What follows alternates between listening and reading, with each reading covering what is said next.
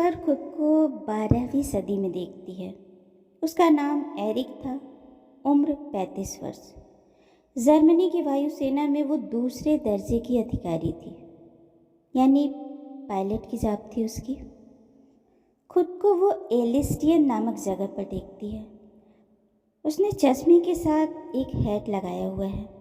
जिस इलाके का वो जिक्र कर रही थी उसके आसपास दूर दूर तक कोई कस्बा नहीं था।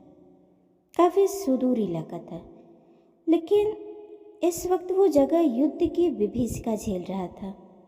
सारी भवन इमारतें वहाँ की बमबारी में पूरी तरह से नष्ट हो चुकी थी। एरिक भी अपने देश जर्मनी की तरफ से युद्ध में शामिल था। चारों तरफ उसके घायल ही घायल थे और वो उनकी मदद कर रहा था। वो अपने बारे में बताता है कि उसने एक जैकेट पहन रखी है। उसके बाल सुनहरे हैं और आंखें नीली हैं। जैकेट बहुत गंदी हो चुकी थी। इस जैकेट पे पंख जैसा कुछ निशान बना हुआ था। पायलट था वो, तो हो सकता है वायुसेना का कोई संकेत या कोई चिन्ह जैसा बना रहा होगा। अब ये पूरा घटनाक्रम एक युद्ध का है और एरिक यानी कैथरीन, जो उस जीवन में एरिक के नाम से थी, वो आगे कहती है कि मैं एक तरह का हेलीकॉप्टर विमान उड़ाता हूँ। उसके 4 इंजन हैं और फिक्स्ड विंग है। विमान पर गोले दागने वाले गन भी हैं। एक दिशा सूचक यंत्र भी है।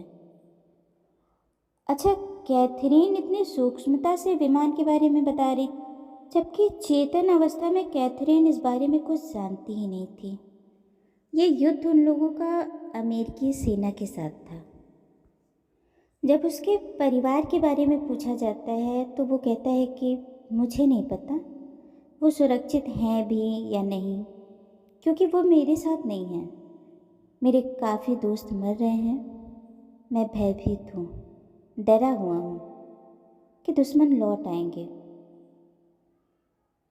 और ये दुश्मन कौन है? इस सवाल पे वो कहता है कि विदेशी, सशस्त्र अमेरिकी सेना, फिरंगी। अब डॉक्टर विज उसे उस जीवन काल के अच्छे क्षणों की तरफ ले जाना चाहते हैं। वो कहते हैं कि युद्ध से पहले जब तुम अपने परिवार के साथ थे, उन क्षणों को याद करो। इस स्थिति में तुम्हारे लिए ये करना थोड़ा मुश्किल तो होगा, पर इससे तुम्हें थोड़ा आराम मिलेगा। अब एरिक ने अपनी बेटी मार्गोट और अपनी पत्नी को देखा। उनके बाल सुनहरे भूरे हैं। ये लोग पिकनिक मनाने आए हुए हैं। उनकी पत्नी घास पर बैठी है। अब डॉक्टर वे जब इनसे पूछते हैं कि क्या तुम अपनी बेबी को पहचानते हो, वो कौन है, क्या इस जीवन में वो किसी रूप में तुमसे जुड़ी है? इस पे वो कहता है कि नहीं, मैं नहीं जानता।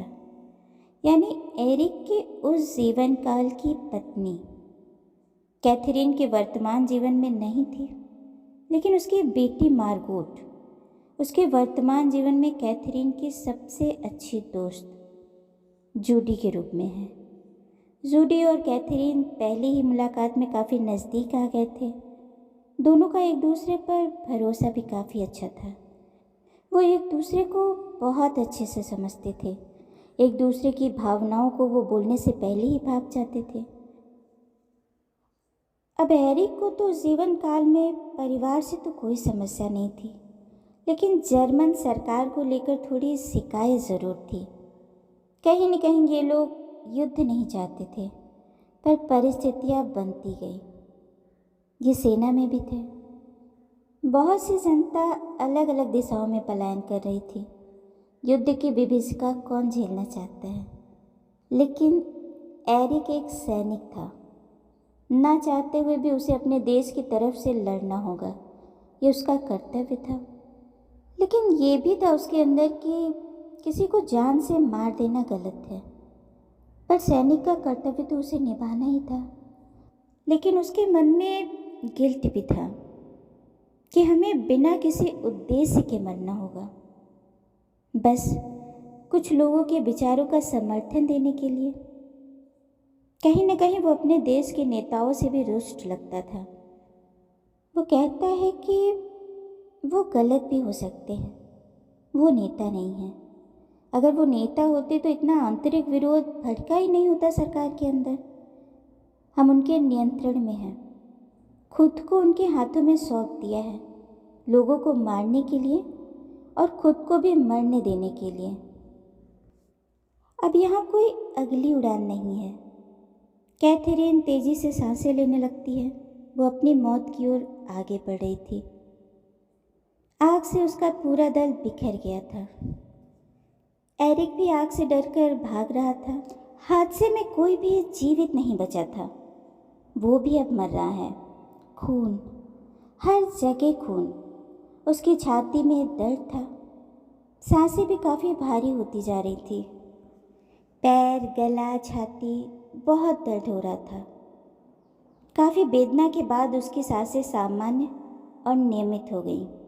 चेहरा तनाव मुक्त और शांत हो गया।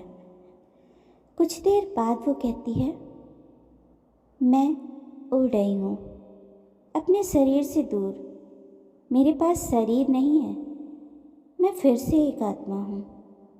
जब उससे पूछा गया कि इस जीवन काल में तुमने क्या सीखा, इस पे उसका जवाब था, मैंने नफ़रत के बारे में सीखा।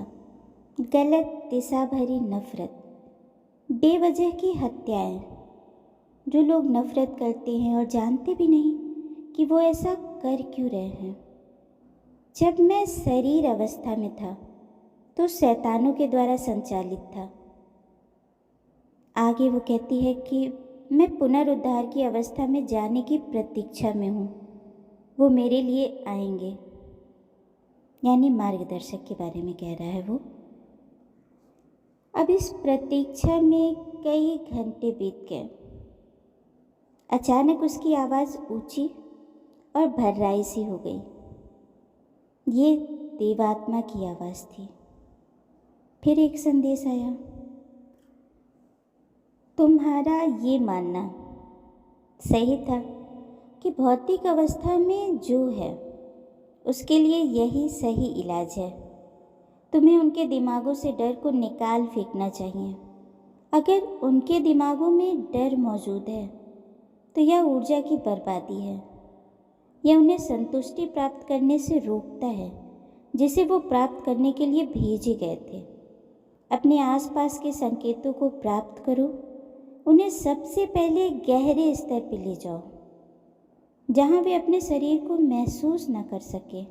तब तुम उन तक पहुँच सकते हो। यह केवल सतह पर ही है कि समस्याएं वर्तमान रहती हैं। उनकी आत्माओं की गहराई में जहाँ विचार उत्पन्न होते हैं, तुम्हें उन तक पहुँचना चाहिए।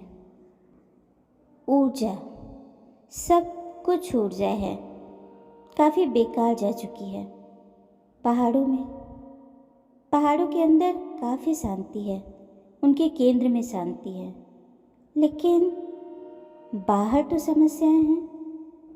साधारण मानव सिर्फ बाहर की ओर देख सकता है, लेकिन तुम काफ़ी गहराई में जा सकते हो। तुम ज्वालामुखी को देख सकते हो। ऐसा करने के लिए तुम्हें अंदर की ओर जाना होगा। शरीर अवस्था में रहना असामान्य होता है, लेकिन जब तुम आध्यात्मिक अवस्था में हो तो ये प्राकृतिक है। जब हम वापस भेजे जाते हैं तो ऐसा लगता है कि वहाँ भेजे जा रहे हैं जिसे हम जानते ही नहीं। इसे लंबे समय तक धारण करना होगा। आत्माओं की दुनिया में आपको इंतज़ार करना होगा, तब कहीं जाकर पुनरुद्धार होता है। यह नवीनीकरण की अवस्था है। यह आयाम है, बाकी आयाम जैसा, जहाँ आप उस अवस्था तक पहुँचने में लगभग सफल हो चुके हैं। अब इस संदेश से डॉक्टर वेज हैरानी में पड़ गए कि आखिर कैसे मैं नवीनीकरण की उस अवस्था तक पहुँच सकता हूँ। उन्होंने देवात्मा से पूछा, मैं अधिकांश अवस्थाओं तक पहुँच चुका हूँ। इस पे जवाब मिला, हाँ, तुम बाकी लोगों से ज़्यादा जानते हो, तुम ज़्यादा समझ गए हो। उनके साथ तुम धैर्य रखो। उनके पास वो ज्ञान नहीं है जो तुम्हारे पास है। तुम्हारी मदद के लिए देवदूतों को भेजा जाएगा, लेकिन तुम जो कर रहे हो वो सही है। इसे जारी रखो। यह ऊर्जा कभी भी व्यर्थ नहीं जानी चाहिए। तुम्हें डर से मुक्त होना चाहिए। यह एक अच्छा हथियार होगा। तुम्हें डर से मुक्त होना चाहिए। नहीं लगता कि ये लाइन सीधी सीधी डॉक्टर विज के लिए है? खैर, इसके बाद देवात्मा चुप हो गई। ये संदेश कुछ ज़्यादा वैश्विक लग रहा था, वैश्विक अर्थ लिए हुए था। ये संदेश मौत के डर से भी संबंध रखता है। मरने का डर, वो छुपा डर, स्थायी डर, जिसे कितनी भी धन या ताकत से निष्क्रिय नहीं किया जा सकता। लेकिन अगर लोग जान जाते हैं कि जीवन अनंत है, हम कभी नहीं मरते, क्योंकि हम वास्तव में कभी जन्म ही नहीं लेते, तो ये सारे डर खत्म हो सकते हैं। यानी हम आज से पहले भी अनगिनत बार जन्म ले चुके हैं और आगे भी अनगिनत बार लेंगे। मौत के बाद हम एक आध्यात्मिक अवस्था में होते हैं, जहाँ हमारी मदद के लिए अनेक आत्माएं मौजूद होती हैं। हम अपने सगे संबंधियों की आत्माओं से जुड़ भी सकते हैं। तो शायद मौत का काफ़ी डर लोगों के मनों से निकल जाएगा। हमारे हर कर्म दर्ज किए जा रहे हैं और किसी और जीवन काल में उन्हें हमें चुकाना भी होगा। ज्ञान से ही ईश्वर तक पहुंचा जा सकता है, भौतिक संपत्ति या सत्ता से नहीं। ये सारी चीज़ें तो खुद में ही खत्म हो जाने वाली हैं, उस ईश्वर तक पहुंचने का साधन नहीं बन सकती। ये सारा कुछ चिंतन मनन डॉक्टर विज के दिमाग में चल रहा था। आगे कुछ और देवात्माओं के संदेश भी हमें मिले, जिन्हें हम अगली कड़ी में कवर करेंगे।